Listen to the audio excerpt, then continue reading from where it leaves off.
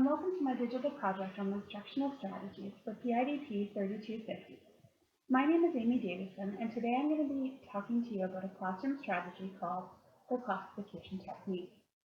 As instructors, we deliver pieces of information to our students in various lessons that interlock together to complete a puzzle. These lessons, or puzzle pieces, may seem very easy for us as instructors, but it's vital that we take the time to ensure students are able to put it all together and really understand how each piece of the puzzle works within the whole lesson. So how do we know if they're putting it together?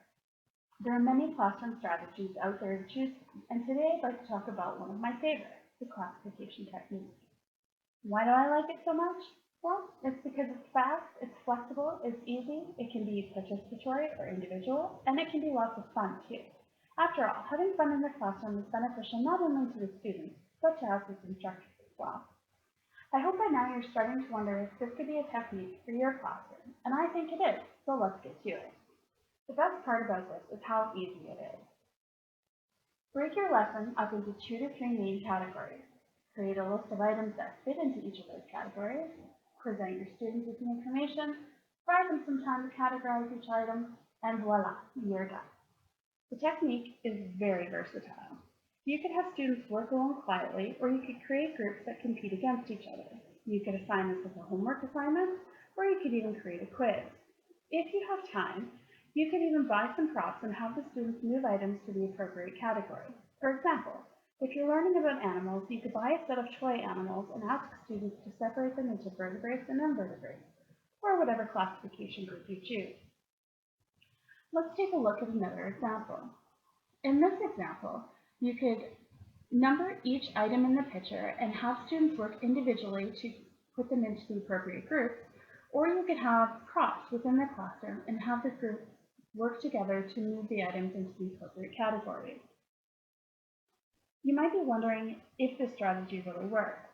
Classification is a great way to figure out what students know versus what they don't know. It's a great way to identify gaps in your own lesson planning by identifying trends in the results.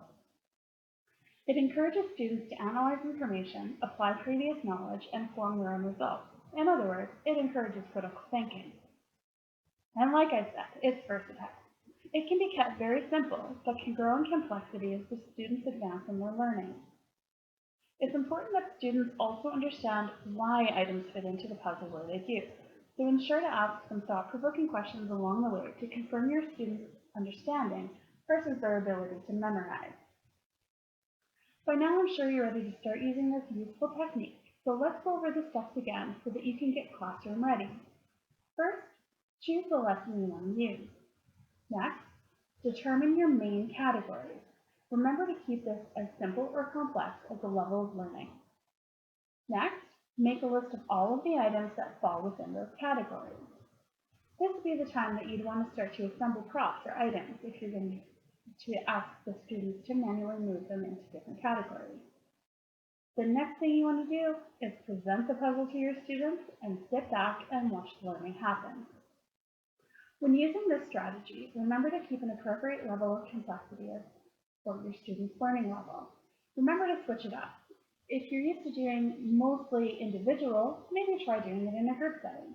Mostly though, just have fun with it.